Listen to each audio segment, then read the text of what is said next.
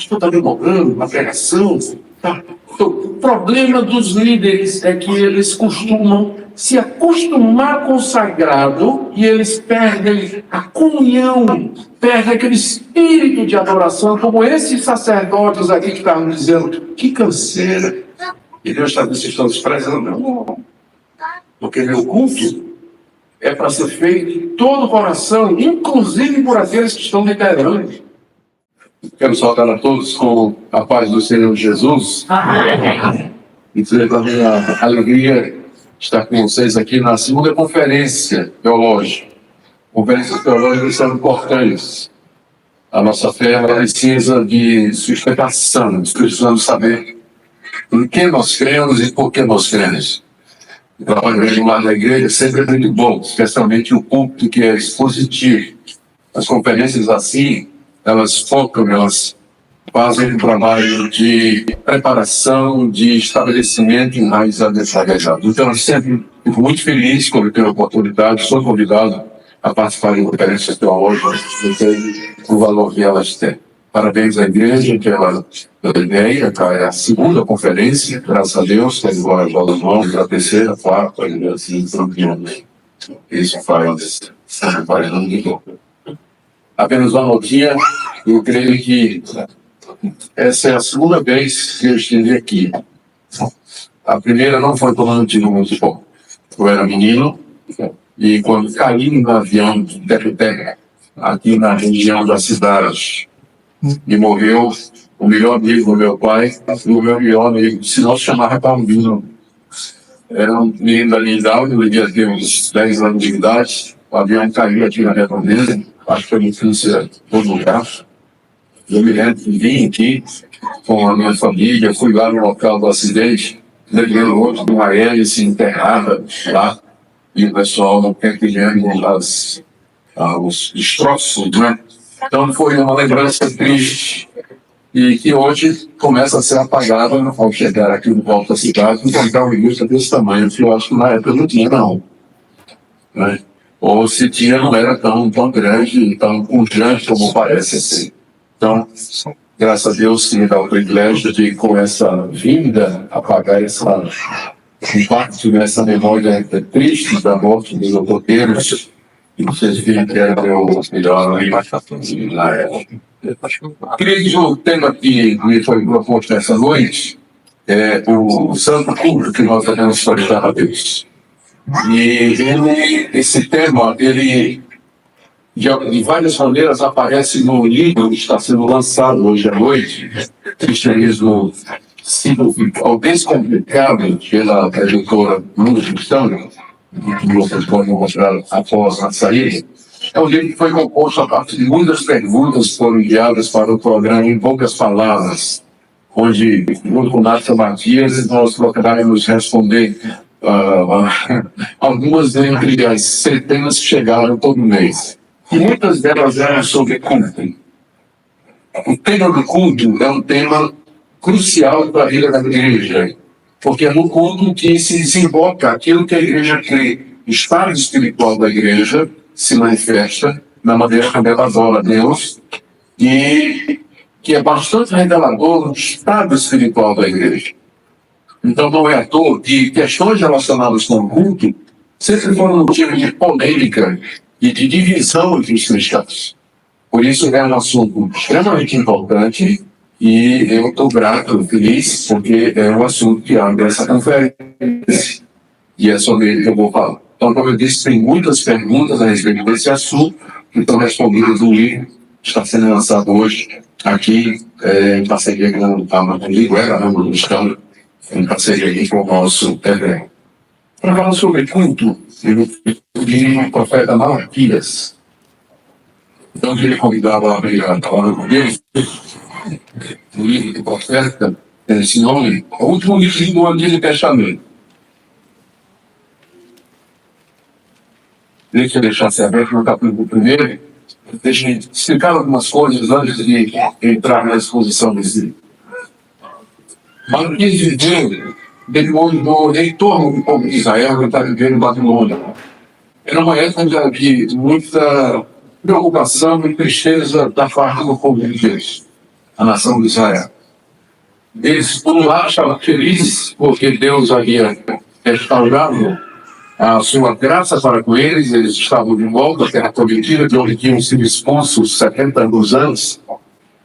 Mas as promessas dos profetas aparentemente não estavam se realizando. Os profetas tinham dito que o segundo templo, a glória do segundo templo, seria maior do que o primeiro. Só que o templo que eles reconstruíram era um templo menor e estava inacabado. Os profetas falaram de um reino em paz e prosperidade, só que eles estavam ainda debaixo da opressão de impérios. Eles estavam cercados de inimigos, amonitas, moabitas, especialmente os samaritanos. Não queriam que os judeus reconstruíssem o templo, a cidade, as muralhas, muito menos que a nação voltasse a ter autonomia. E havia, então, crise na terra, opressão financeira, tributos pesados que deviam ser pagos aos dominadores do mundo de então, e a nação de Israel. E como eu disse, essa situação se refletia no culto. O culto estava funcionando no templo, organizado e liderado pelos sacerdotes, que ofereciam a Deus os animais, as ofertas que eram trazidas pelo povo, inclusive os dízimos. Só que o povo estava trazendo do que sobrava. O povo estava trazendo o que restava e estava trazendo aquilo que Deus disse que não aceitaria. Animal por efeito, animal orejado, animal que tinha sido comido por feras. Não estava trazendo os dízimos e ofertas conforme a lei mandava. E os próprios sacerdotes estavam relaxando a direção do culto. Em vez do entusiasmo, da alegria que deveria caracterizar o culto, que era oferecido a Deus, os sacerdotes estavam cansados, estavam com monotonia, estavam enjoados de fazer aquilo. E não somente isso, o povo estava em pecados que tinham sido aqueles mesmos pecados pelos quais Deus os havia expulsado daquela terra 70, 80 anos atrás. Então eles estavam se divorciando de suas mulheres, casando com mulheres pagãs, e trazendo essas mulheres para dentro do povo de Deus, juntamente com seus deuses, juntamente com a sua religião, contaminando a verdadeira religião que Deus havia revelado à nação de Israel. Então, essa é a época do profeta Ageu, a época de Elias, a época de Esdras. Malaquias é o último dos profetas do Antigo Testamento.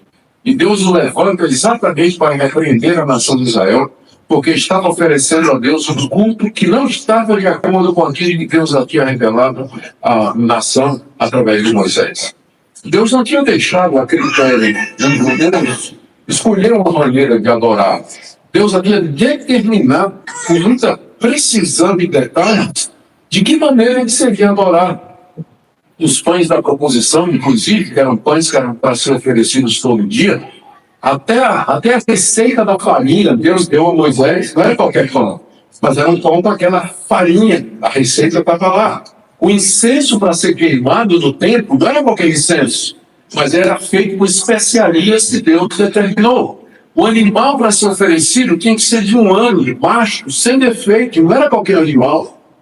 Ou seja, Deus havia estabelecido isso, não tinha deixado Deus assim, baixa sinceridade. Se você for sincero e você tiver boa intenção no seu coração, eu vou aceitar o culto do jeito que você fizer. Não, irmão. Não existe isso na Bíblia. O culto não é uma coisa da nossa competência em inventar. É Deus quem revela de que maneira Ele quer ser adorado. Nos cumpre descobrir essa maneira, como ela está na Bíblia, e obedecer com fidelidade. Disso Deus se agrada. Deus levantou o profeta Malaquias exatamente porque a nação de Israel não estava cultuando da maneira como deveria ser. Você então pode perguntar com razão, mas pastor, por que um livro do Antigo Testamento? Nós já estamos vivendo na Nova Aliança, por que não alguma coisa do Novo Testamento? Eu poderia fazer a mesma coisa a partir de 1 Coríntios, capítulos de 11 a 14, quando o apóstolo Paulo aborda na igreja de Corinto os problemas relacionados com o culto, participação das mulheres, celebração da ceia do Senhor, uso dos dons espirituais do culto, uma série de coisas, mas no fim, a regra, o princípio é sempre o mesmo. Paulo não deixou a igreja de Corinto atuar a Deus do jeito que queria, mas ele regulou Se tem esses dons, se tem línguas, tem que ser 2, no máximo 3, tem que ter intérprete, tem que ter sequência. Se a mulher vai falar, então, né, por conta do costume oriental daquela época, ela teria que usar um véu. E na hora da ceia, o Senhor, não é todo mundo comer de qualquer jeito, que a gente estava ficando bêbado, isso era bem pesado naquela época, né? Então, o pessoal tinha gente ficando bêbado, se empanturrando, e Paulo diz, não é assim que é para ser, não, né? Vocês têm que comer, participar da ceia com discernimento, porque quem come e bebe sem discernir o corpo, come e bebe, condenação para si. Paulo chega até a dizer, isso vocês estão celebrando não é a ceia do Senhor, não. Ou seja, tem regras. A gente não pode fazer o culto de qualquer jeito. Como eu disse, o culto é extremamente importante para Deus. Ele quer ser adorado da maneira como ele determinou. E não nos deixou, não deixou a nosso critério inventar elemento de culto, maneira de culto, farto do culto, não. Tudo isso está revelado na sua palavra. Eu tenho entendido do profeta Malaquias, em seu evangelho, ele trata dos mesmos princípios que você vai encontrar na Bíblia toda. E ele é bom porque o foco do profeta Malaquias é o culto. Então aqui você encontra praticamente tudo que você precisa saber a respeito do culto, dos princípios. Deus de Malaquias é o mesmo Deus nosso. O que mudou é que o livro de Malaquias foi escrito na antiga dispensação, quando o culto era da forma simbólica, ele era feito através de muitos rituais que eram realizados de acordo com o que Deus havia revelado a Moisés. Ele era muito visual, ele tinha muito envolvimento físico, porque envolvia animais mortos, havia altares, havia cortinas, havia templos, havia candelabro. Então era visual, gráfico, sensível ao toque, enquanto que no Novo Testamento essas coisas já não são mais assim. O culto do Novo Testamento ele é mais espiritual, porque o Antigo Testamento é símbolo e o Novo é cumprimento. O Antigo é o tipo e no Novo é o antítipo. É a complementação ou a confirmação de tudo aquilo que o culto do Antigo Testamento tinha adotado. Então é por isso que nós vamos escolher o profeta Malaquias. E também porque ele é o último, né, do Antigo Testamento, e com ele encerra a resposta de Deus. Não foi Esaú irmão de Jacó, disse o Senhor, todavia amei a Jacó e aborreci a Israel. E fiz dos seus montes uma assolação e dei a sua herança aos chacais do deserto. Se Edom e somos destruídos, porém tornaremos a edificar as ruínas, então, diz o Senhor dos Exércitos, eles edificarão, mas eu destruirei. Edom será chamada terra de perversidade, o povo contra quem o Senhor está irado pela sempre. Os vossos olhos verão, e vós direis, grande é o Senhor, quando ele fora dos ouvintes de Israel. O profeta se aproxima do povo e diz, assim diz o Senhor, eu tenho amado vocês. O povo quer te amar, mas como que o Senhor nos amou? Estamos cercados de inimigo, carestia, pobreza, falta de dinheiro. Qual o problema com essa resposta do povo? Ele estava medindo o amor de Deus com base em bênção material. Resposta de Deus. Eu amei vocês, e a resposta de Deus foi uma pergunta.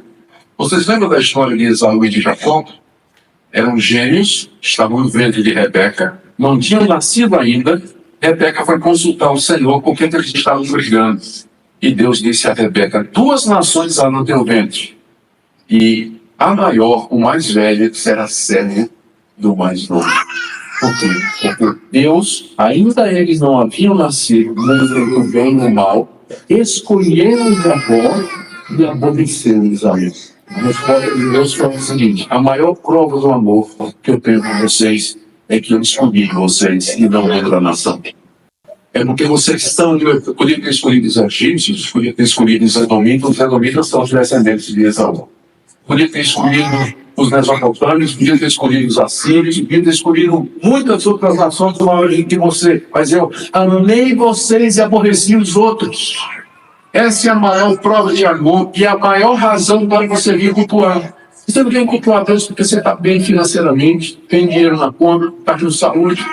Você vem cultuar a Deus porque você tem consciência de que você faz parte do povo eleito de Deus.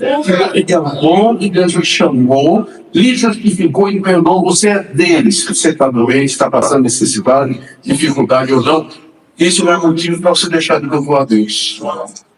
Porque a expressão maior que Deus dá do seu amor é a sua eleição soberana. Amém, Jacó? Aconteceu isso. Aí ele diz aqui, os filhos dos Edonitas, uma assolação.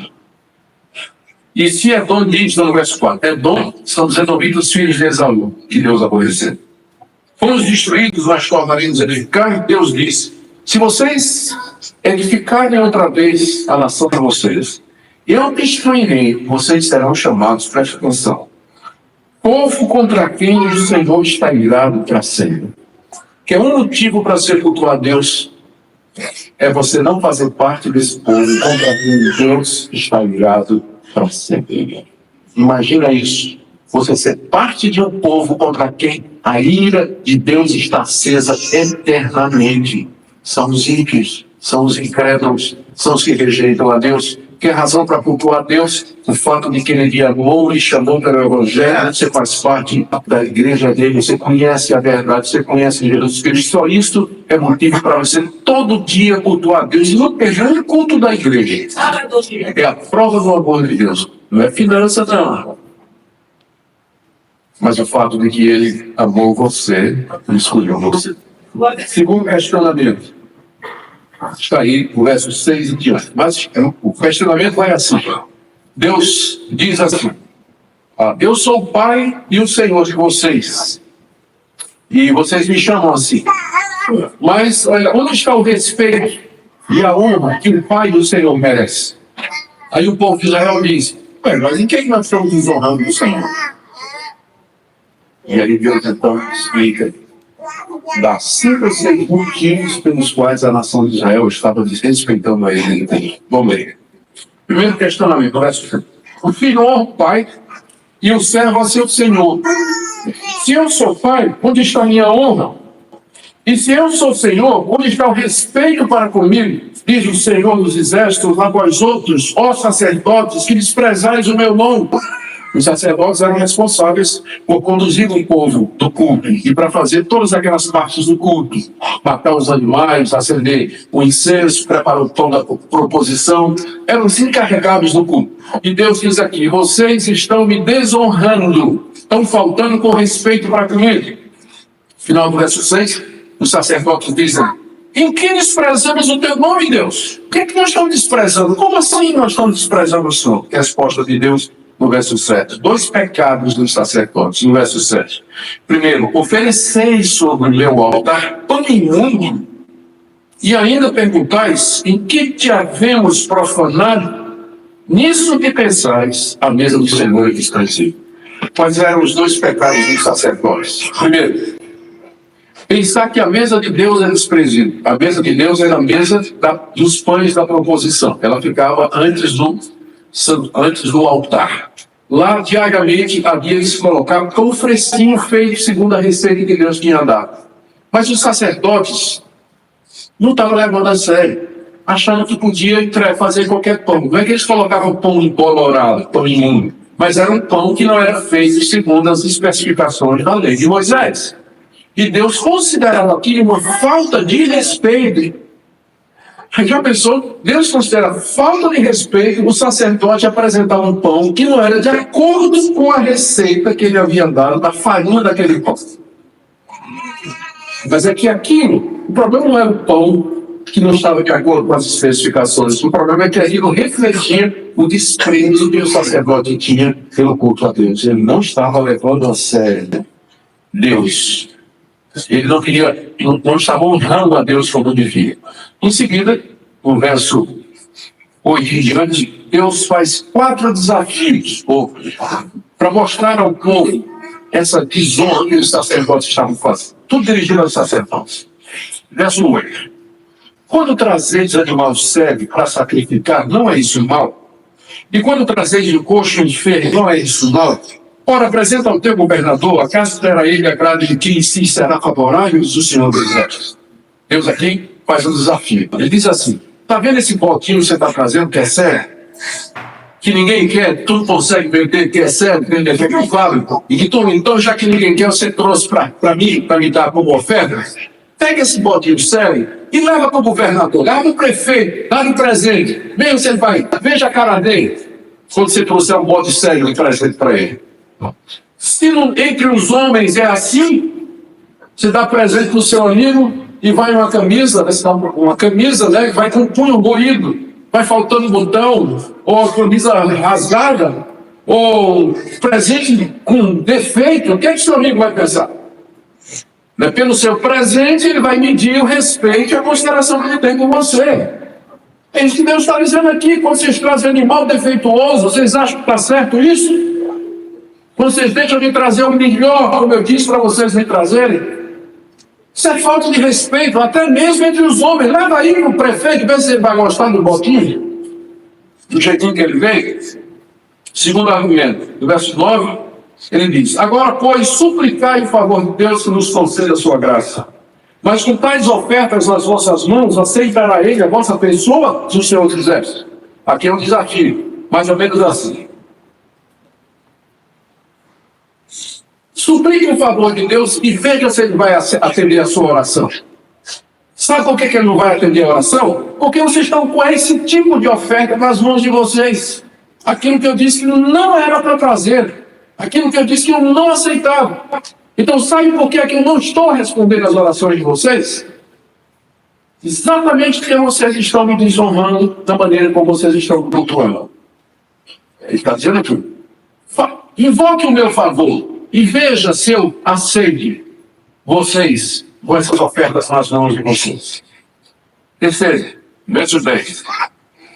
Tomaram-se entre vós e feche a porta, para que não acendesseis debaixo do fogo no meu altar. Eu não tenho prazer em vós, o Senhor quiseste, nem aceitarei da vossa mão oferta. Deus está dizendo o seguinte: era bom que tivesse aí um sacerdote bravo, cabra valente mesmo, que disse assim: show, todo mundo fora, embora, fechou, acabou o culto, vamos embora, e fechasse as portas do templo. É como se Deus dissesse: eu prefiro não ter culto nenhum do que ter um culto que não está de acordo com o que eu disse. Quem dera, verso 10, tomara houvesse em vós, falando do sacerdote, tomara que tivesse um sacerdote que fechasse as portas do templo para encerrar o culto, para que não se acenda em vão o fogo no meu altar. Era obrigado a ter o fogo aceso perpetuamente debaixo do altar. Era no altar que se consumia as entranhas dos animais, a carne dos animais que era oferecida a Deus. Aquele fogo simbolizava a pureza de Deus, a santidade de Deus, e consumia aquela oferta pelo pecado. Deus diz: está sendo aceso em vão, porque está consumindo oferta que não está de acordo, animais que estão fora do padrão que eu determinei. Era melhor que aparecesse alguém que fechasse as portas e dissesse: acabou o culto, vai todo mundo para casa, porque do jeito que está dando vocês. Quarto argumento, verso 11. Desde o nascimento do sol até o poente, é grande entre as nações o meu nome. E em todo lugar ia queimar incenso para a vida de ofertas puras, porque meu nome é grande entre as nações, diz o Senhor dos Exércitos. Nós temos aqui uma dificuldade de tradução, porque no hebraico, como você sabe, não tem o termo que nós temos no português. A gente fala de português no passado, que eu disse que não era para trazer. Então acenderem em vão fogo no meu altar, por conta disso. E vocês dessa forma me desrespeitam, como um governador ficaria desrespeitado se recebesse ofertas do que vocês estão recebendo. Um dia eu serei cultuado como eu mereço, como eu devo, porque eu sou Deus. Vocês, por enquanto, ou escolhi, vocês não estão fazendo isso. Mas um dia, meu irmão, será grande das nações. Deus aqui aponta para aquele dia um culto escatológico dentro das nações que vivem para ele. E aí, do verso 12 até o 14, ele passa uma repreensão severa aos sacerdotes.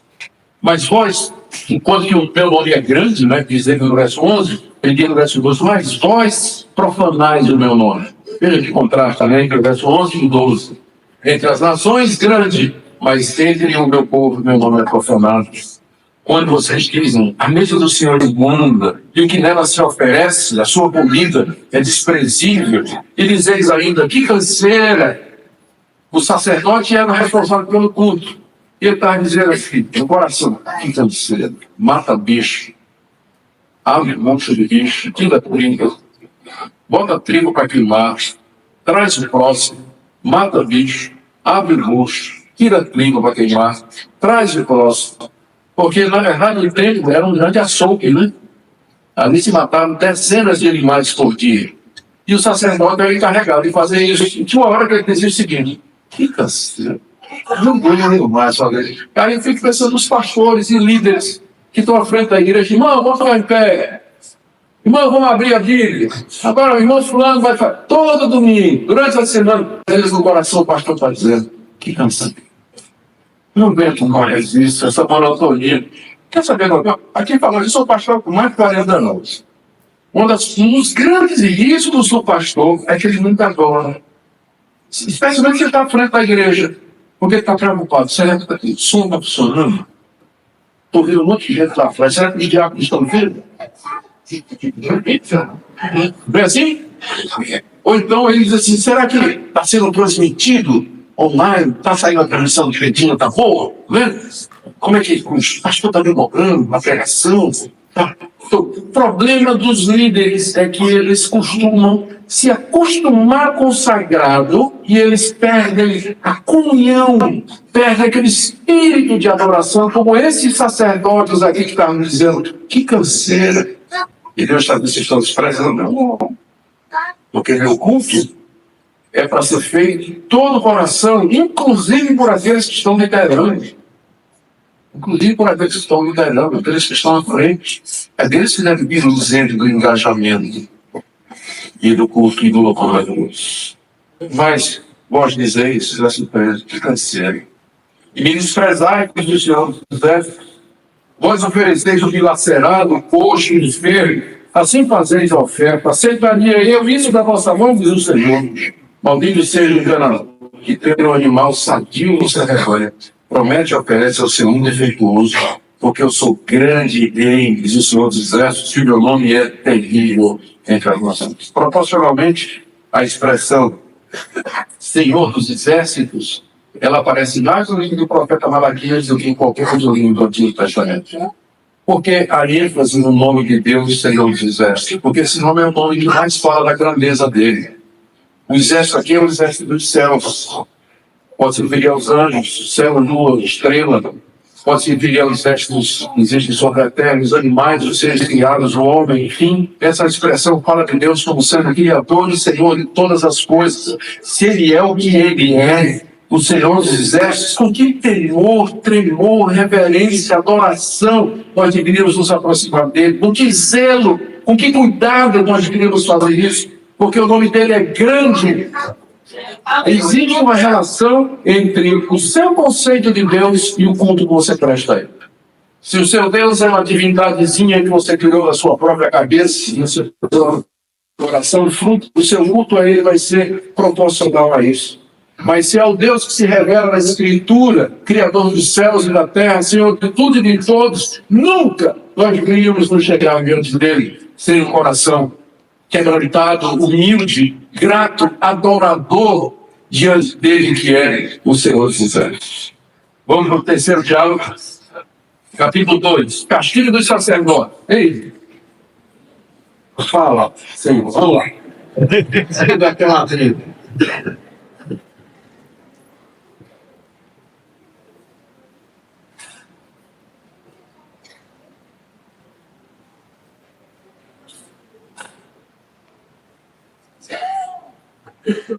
Aqui nesse capítulo 2, que é o terceiro diálogo, Deus ainda está tratando dos sacerdotes. É como se os sacerdotes dissessem assim: por que o Senhor não está aceitando o nosso ministério? Por que o Senhor não está aceitando a nossa ministração? Capítulo 2, versículo 1. Do verso 1 até o verso 4, aqui o Senhor diz que vai castigar os sacerdotes, porque eles não estavam oferecendo a Deus o culto como deveria ser feito. Você nota que Deus coloca a responsabilidade do culto não somente no povo, mas também nos sacerdotes, que era o líder. Agora, os sacerdotes, para vós outros é esse mandamento: se não ouvirdes e não propuserdes no vosso coração da honra ao meu nome do Senhor dos Exércitos, aí vem uma série de 4 castigos. Deus diz: se vocês não me ouvirem e não se arrependerem, eu vou fazer essas 4 coisas com vocês. Primeiro, enviarei sobre vós a maldição. A referência aqui, note que é a maldição. né, enviarei sobre vós maldições. Há uma maldição específica. Qual é? É a maldição de Deuteronômio 28, que é o desterro, ser levado para fora da terra. Deus mandava uma nação que levasse Israel para fora da terra. Ele tinha capaz de fazer isso 70 anos atrás. E Deus disse, eu vou fazer de novo. Se vocês continuarem a desrespeitar, eu vou mandar uma maldição. E de fato Deus mandou. Porque 470 anos depois disso aqui, os romanos entraram em Jerusalém. Destruíram a cidade, destruíram o templo, levaram os judeus cativos, saquearam o tesouro que havia no templo, tocaram fogo em tudo, mataram 500 mil de judeus. A maldição. Porque eles teimaram em continuar em cultuar a Deus da maneira errada. Por fim, mataram o próprio Filho de Deus. Quando ele veio a esse mundo, trazendo a revelação final de Deus. Eles o mataram. Por isso, então, no ano 70, o general Tito, que mais tarde se tornaria o imperador Tito Vespasiano, ele cerca Jerusalém no ano 66, depois de 3 anos, arrebenta a muralha, entra e faz toda essa tragédia que os livros de história nos contam, e que aparece, como dizendo, nos livros de Flávio José, um historiador judeu que foi testemunho ocular daqueles fatos.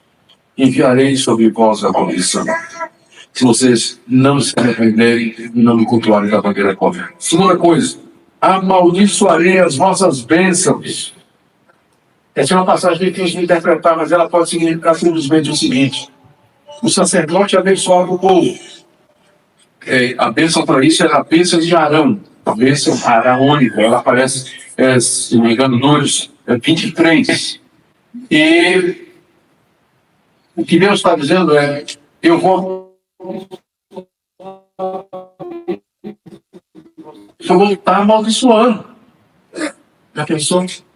Você está debaixo do ministério de um pastor, enquanto levanta as mãos para dar a bênção, na verdade, Deus está amaldiçoando. Ele está abençoando o povo. Ele pensa que ele está abençoando o povo, mas Deus está amaldiçoando. E quando é que isso acontece? Quando o culto não é do agrado de Deus. E quando os seus sacerdotes se endurecem para não se arrepender e fazer como ele deseja. Terceiro castigo.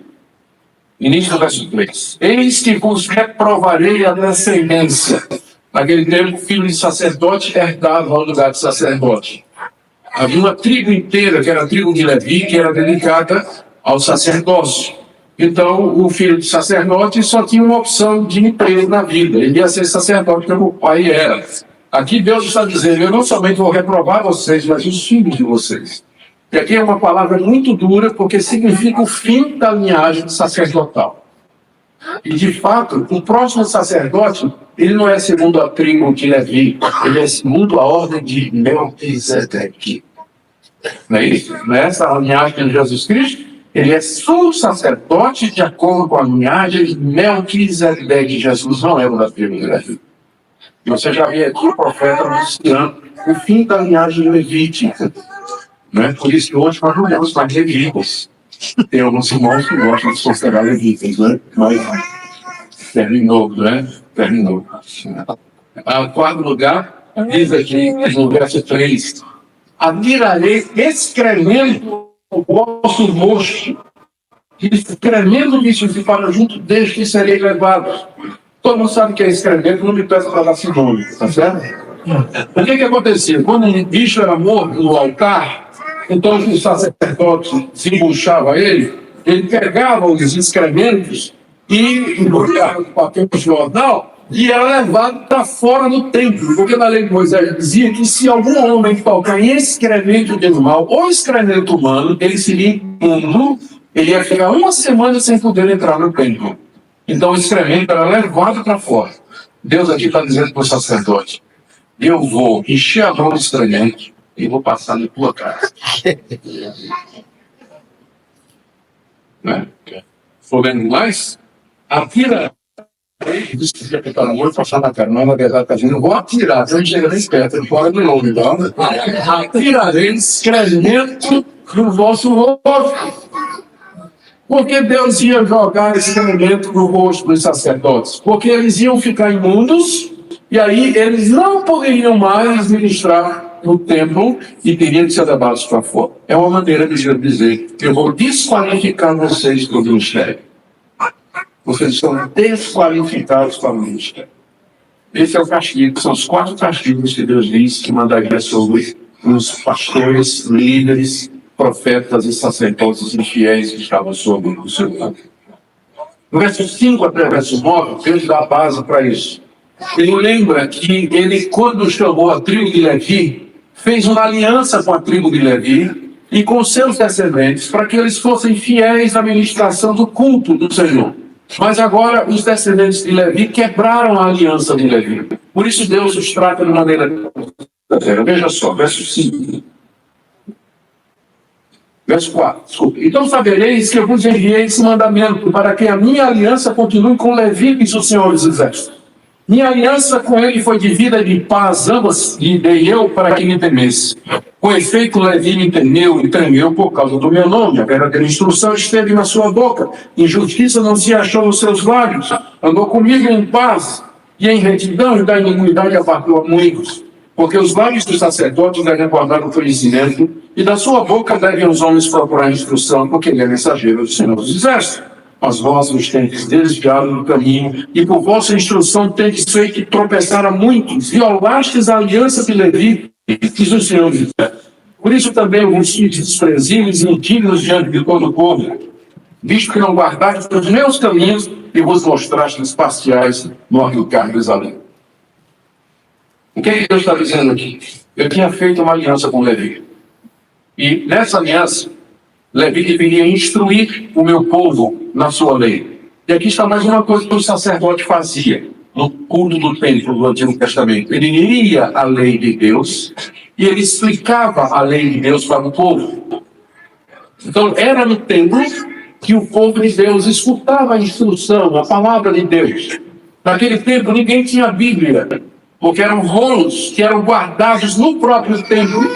Então, durante momentos especiais durante o dia, em ocasiões especiais, quando tocando chofar, a congregação do Senhor era toda reunida, o sacerdote abria o rolo da lei, lia a lei de Moisés, explicava para o povo a diferença entre o certo e o errado, que se deve ser feito, que não pode ser feito, com base na lei.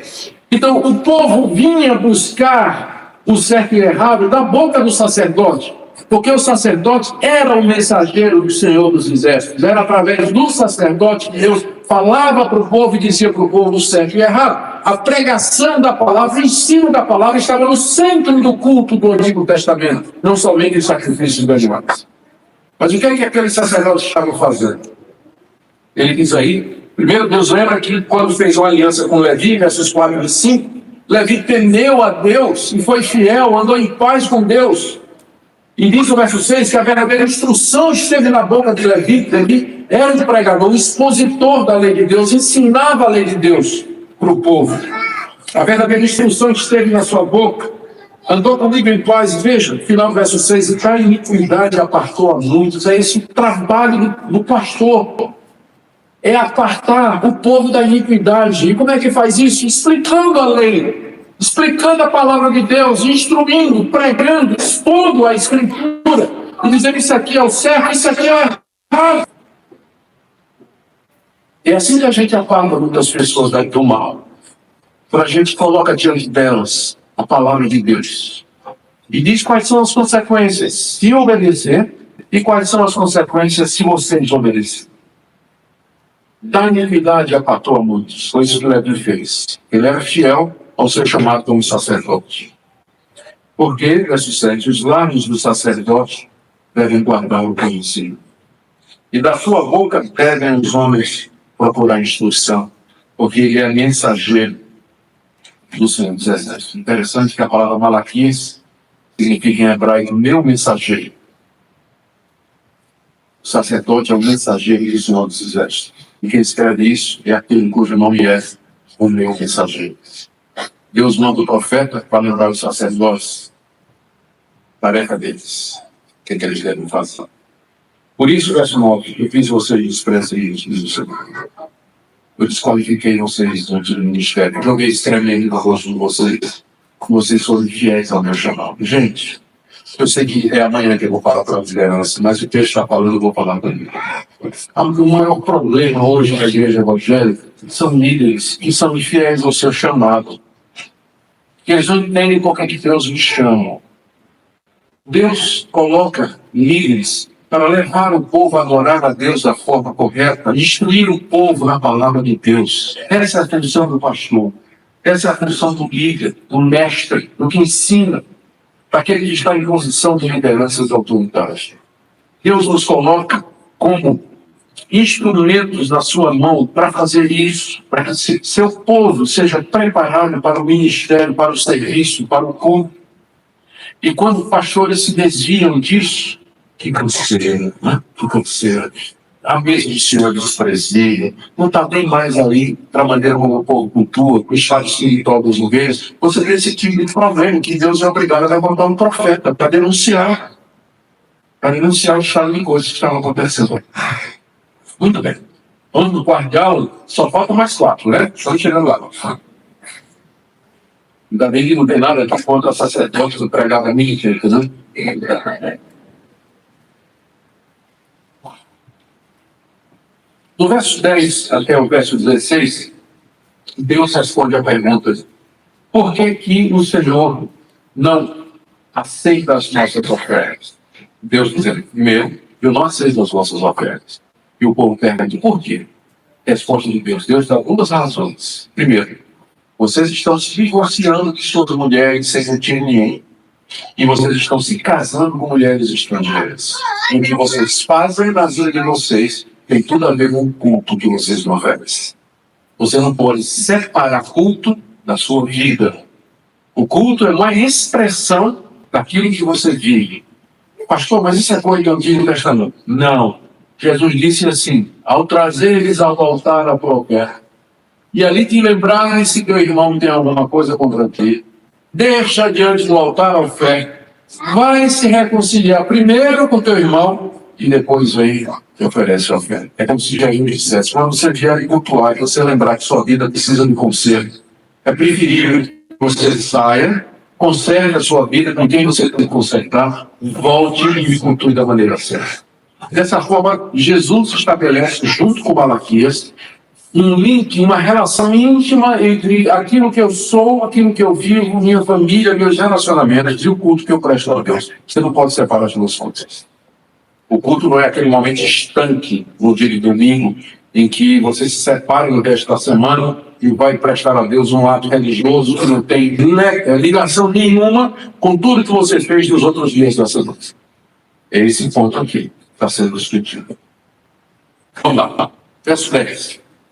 Eu estou lendo e já vou interpretando, né, para a gente não poder decidir mais, não tem mais tempo. Não temos nós todos o mesmo Pai? Nós aqui é o homem e a mulher judeus. Tá? O homem e a mulher judeus. Vocês vão ver mais adiante o que eu estou dizendo. Não temos nós todos o mesmo Pai? Não nos criou o mesmo Deus lá no paraíso?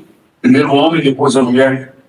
Por que seremos desleais uns para com os outros, profanando a aliança dos nossos pais? A deslealdade aqui seria o divórcio, a aliança dos pais e a aliança do casamento. Porque os pais estão presentes naquela época, eram os pais que davam os filhos em casamento.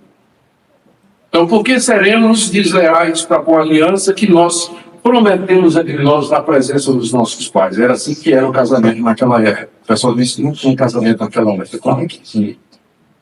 Muita gente usa essa desculpa hoje para viver junto, né?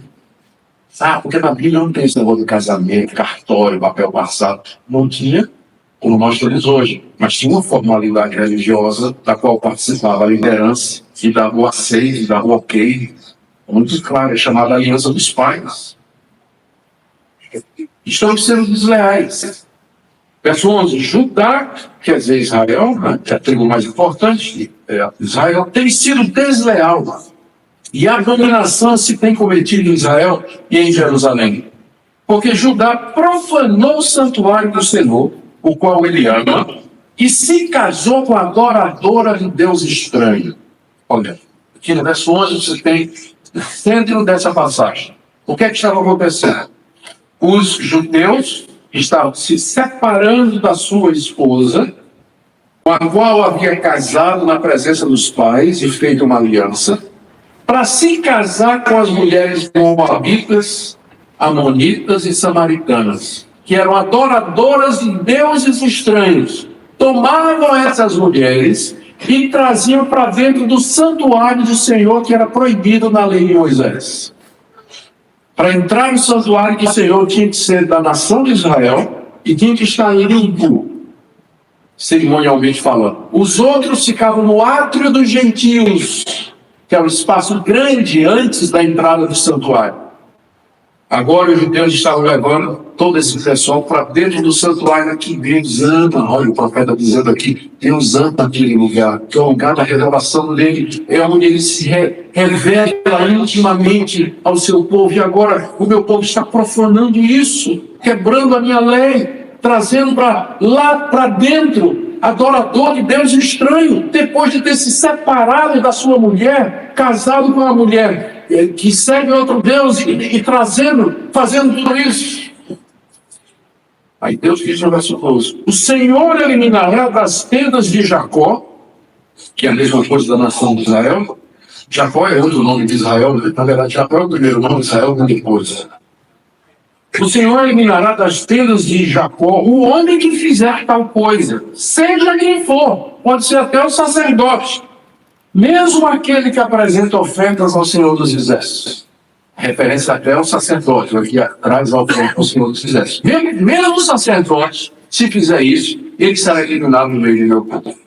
Verso 13: ainda fazeis isso, cobris o altar do Senhor de lágrimas, de choro, de gemido. E só que ele já não olha para a oferta nem aceita com prazer da vossa mão. E perguntais, por quê?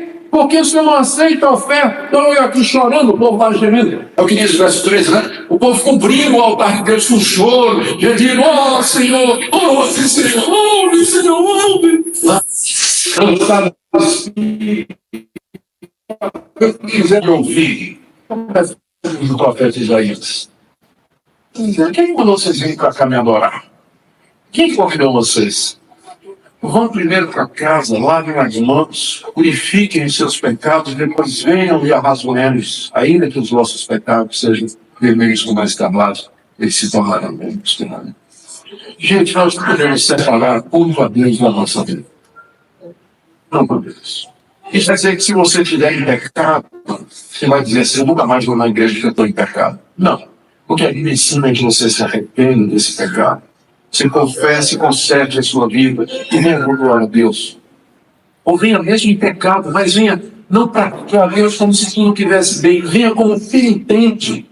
Venha como alguém que está arrependido, quebrantado. E diante do povo de Deus, faça a sua confissão, conserte a sua vida, mude de vida, para que Deus aceite o seu louvor, o seu culto e a sua gratidão. Mas não faça como esse povo aqui, que chorava, gemia, levantava a mão, virava o olho, caía, pensando que isso ia mover Deus, que é isso que faz um culto espiritual. Não é isso que faz um culto espiritual, para aqui. Faz um culto espiritual, são pessoas espirituais. Pessoas que andam no espírito, não só na hora do culto, mas durante a semana. Eles fazem um culto espiritual. Isso que faz um culto espiritual. O verso 15 é difícil de interpretar, talvez o verso mais difícil do profeta. Eu vou dar uma interpretação aqui, que eu acho que é. Eu não vou dizer com os ruins, não é, mas é difícil. Eu vou dizer que eu acho que é a correta. Não fez o Senhor um homem, um casal, mesmo que havia nele um pouco de espírito, ou seja, Deus, o Espírito Santo que Deus soprou naquele que ele fez do barro, não se acabou naquela soprada. Depois de Deus ter soprado o Espírito em Adão, ainda sobrou muito Espírito. Ele poderia ter feito 10 milhões de Adões, o plural de Adão deve ser Adões, né? Não sei se é Adão ou Adões. Ele poderia ter feito 10 milhões de homens, né?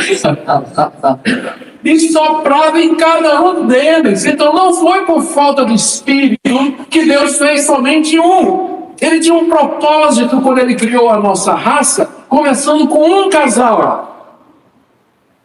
E por que um? Pergunta Malaquias aqui no verso 15. Resposta: ele buscava a descendência que prometera. Ou seja, Deus criou um casal, porque o plano de Deus para a humanidade foi que a humanidade se multiplicasse e crescesse a partir de um, para que viesse finalmente um descendente no qual Deus haveria de salvar toda a humanidade. Deus estava de olho no descendente que era Jesus Cristo, filho de Davi, filho de Abraão, filho de Adão.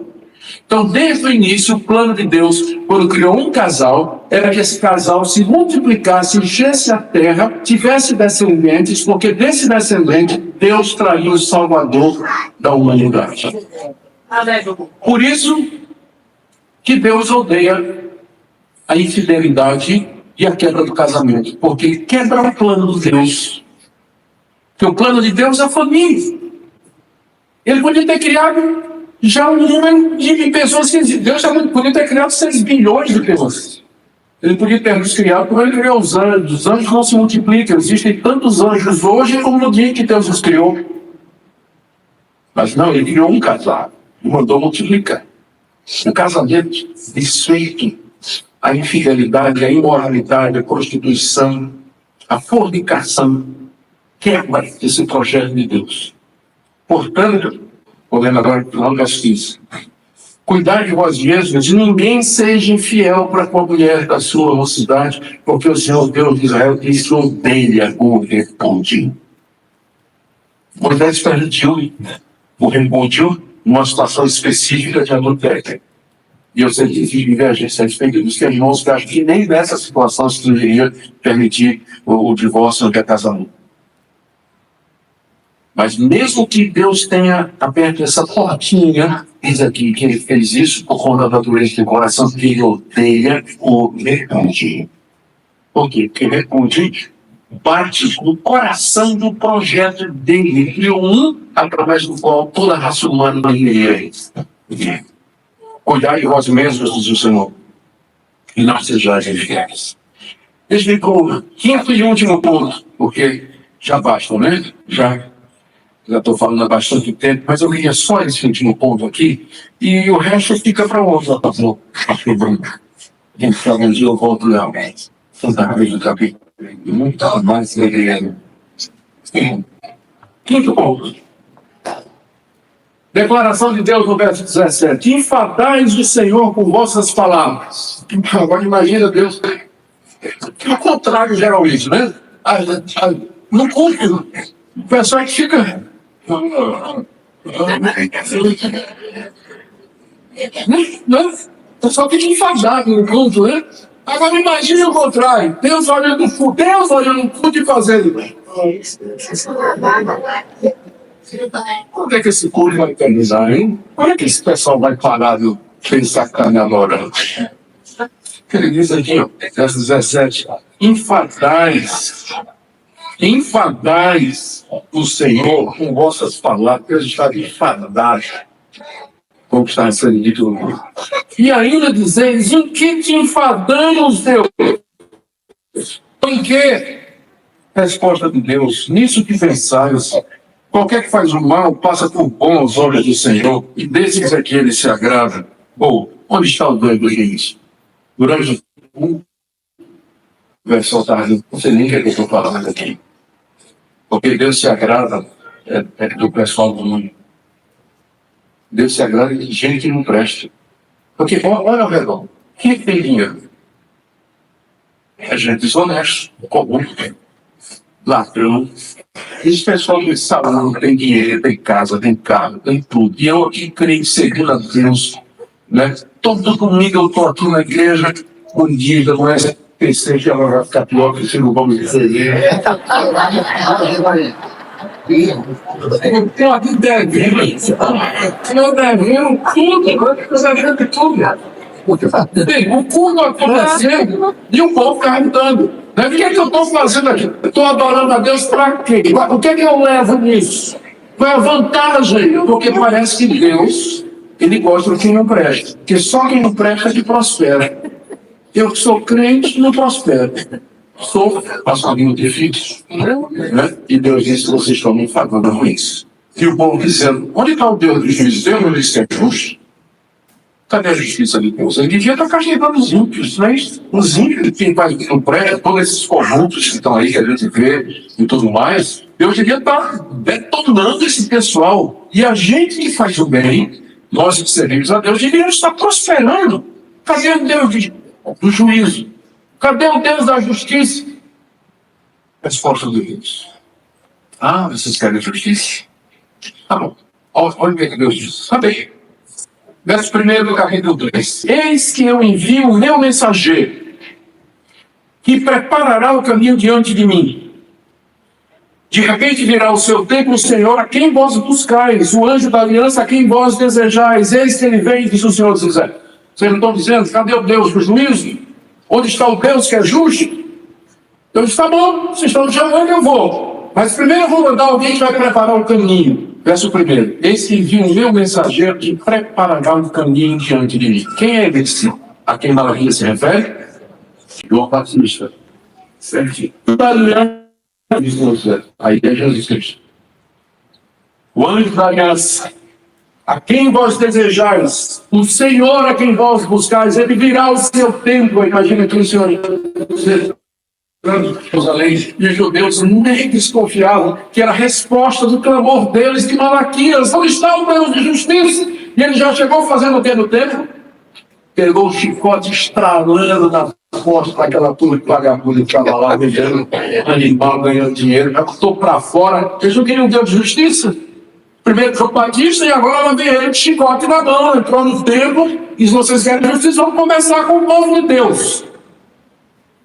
Vamos começar aqui conosco. Não é isso? Verso 2. Quem suportará o dia da sua vinda? E quem poderá subsistir quando ele aparecer? Porque ele é como o fogo do Olimpo e como a potassa dos lavandeiros. Assentar-se-á como um derretedor e purificador de prata. Purificará os filhos de Levi, se refinará como ouro e como prata, e eles trarão ao Senhor justas ofertas. O que é que o anjo do Senhor haveria de fazer? Malaquias pergunta, quando ele vier, quem pode subsistir diante da sua presença? Porque ele vem como o fogo do ouriço. Vocês estão dizendo, cadê o Deus de justiça? Não estou dizendo que Deus só se agrada em quem presta.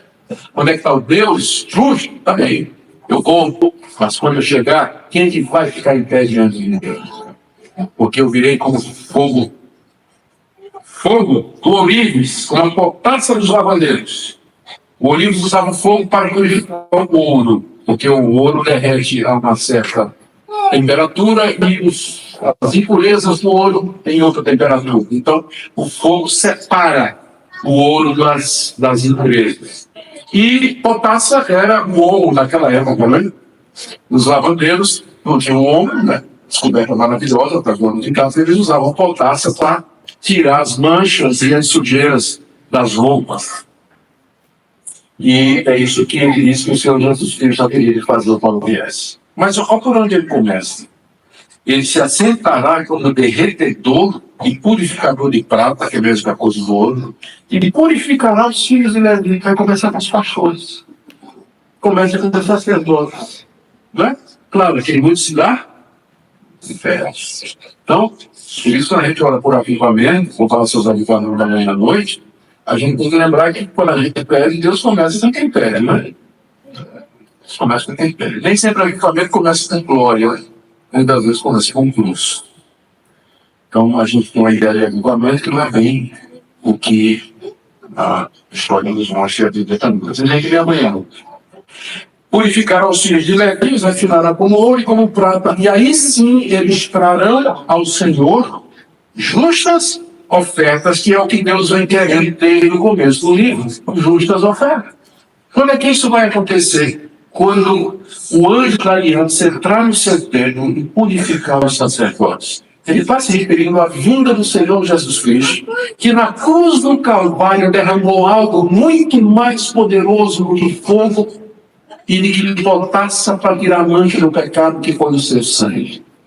E no sangue de Cristo, ele purificou não somente os sacerdotes, Porque agora todo o povo de Deus é sacerdote, como Pedro diz na sua primeira carta, capítulo 2, nós somos sacerdócio santo. Ele nos purificou para que nós possamos oferecer a Ele agora um culto justo, ofertas justas, um culto que é agradável. Aqui o profeta Malaquias já está antecipando o culto do Novo Testamento, seja baseado na purificação feita pelo sangue de Jesus. Só pelo sangue de Jesus é que nós de fato podemos dar a Deus um culto do qual ele se agrada. Então, verso 4, a oferta de Judá e de Jerusalém, purificada pelo sangue do Messias, será agradável ao Senhor como nos dias antigos e como nos primeiros dias. Aí vem, ó, assim, chegar-me-ei a vós outros para juízo. Vocês não disseram onde está o Deus do juízo? Então, eu me chegarei a vocês para juízo. Serei testemunha veloz contra os feiticeiros, vai anotando aí, feiticeiro, adúltero, os que juram falsamente, os que defraudam o salário do jornaleiro, oprimem a viúva no meio de vocês que praticam feitiçaria, são adúlteros, que são mentirosos, que defraudam, são desonestos, que oprimem a viúva e o órfão, torcem o direito do estrangeiro e não entendem. Diz o Senhor. Queridos, eu termino aqui, até porque o próximo assunto é dízimos e ofertas. Ele não parar, né, Cachê? Eu vou parar aqui.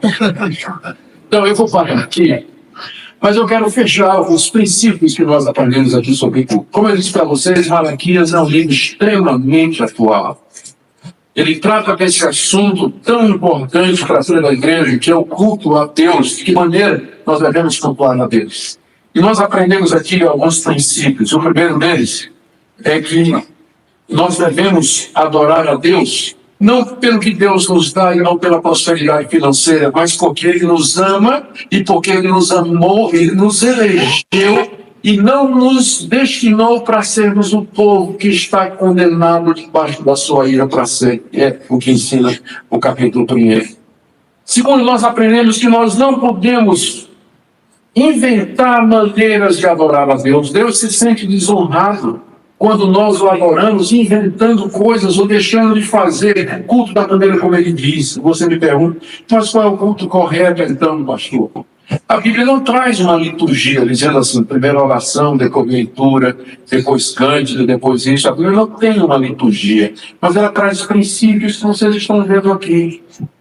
Tipo, o motivo, por que eu venho cultuar a Deus? É porque eu amo a Deus pela sua salvação, pelo perdão de pecados. Eu venho porque eu fui purificado e lavado no sangue de Jesus, para que eu possa cultuar a Deus de maneira agradável. A minha vida, meu casamento, ele tem que estar correto, tem que estar de acordo com a vontade de Deus. Eu não posso inventar maneiras de cultuar a Deus. Isso foi uma grande discussão na Reforma Protestante, por exemplo. Só o dando exemplo aqui, na Reforma Protestante, uma das preocupações foi o culto.